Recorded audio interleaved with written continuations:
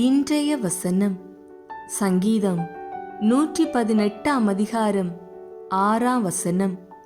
கர்த்தர் என் பட்சத்தில் இருக்கிறார், நான் பயப்படேன். மனுஷன் எனக்கு என்ன செய்வான்? அன்பிற்குரியவர்களே, நம்முடைய வாழ்க்கையில் பல சமயங்களில் பயம் நம் கண்களை மூடிவிடுகிறது.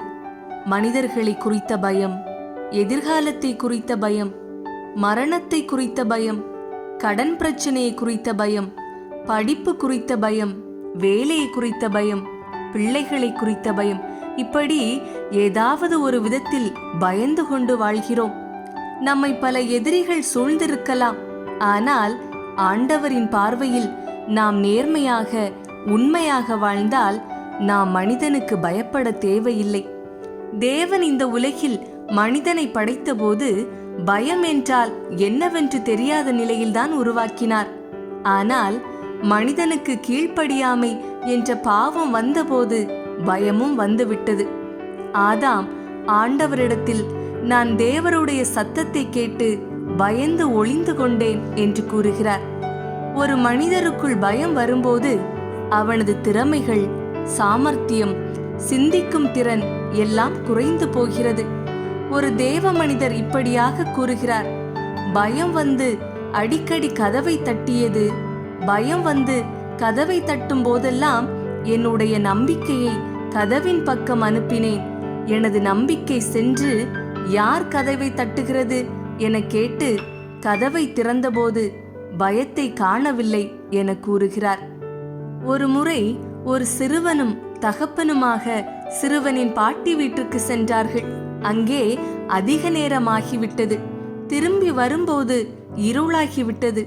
3 மைல் தூரம் அடர்ந்த காட்டின் நடுவிலே தகப்பனும் மகனுமாக நடந்து வந்தார்கள். எங்கும் தவளைகளின் சத்தம், வெட்டுக்கிளிகளின் சத்தம் பயத்தை கொண்டு வந்தது. அடர்ந்த மரங்கள் பார்ப்பதற்கு பயமாக இருந்தது.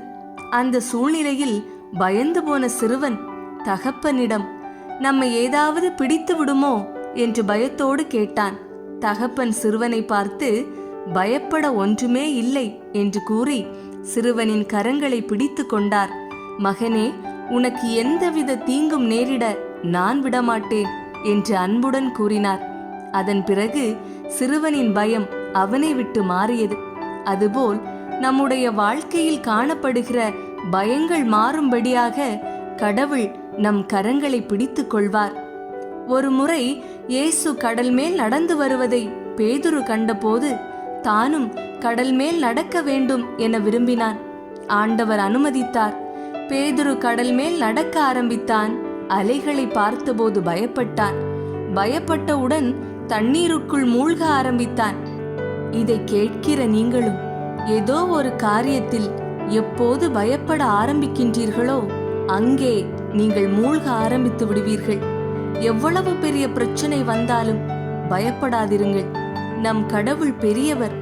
பேதுருவை கரம் பிடித்து தூக்கினது போல பிரச்சனைகளில் நீங்கள் மூழ்கி விடாதபடி உங்கள் கரம் பிடித்து தூக்க வல்லவர். அதனால் பயப்படாமல் நம்பிக்கையாக விடாமுயற்சியுடன் ஆண்டவரை நோக்கி பார்ப்போம். ஜெபம்.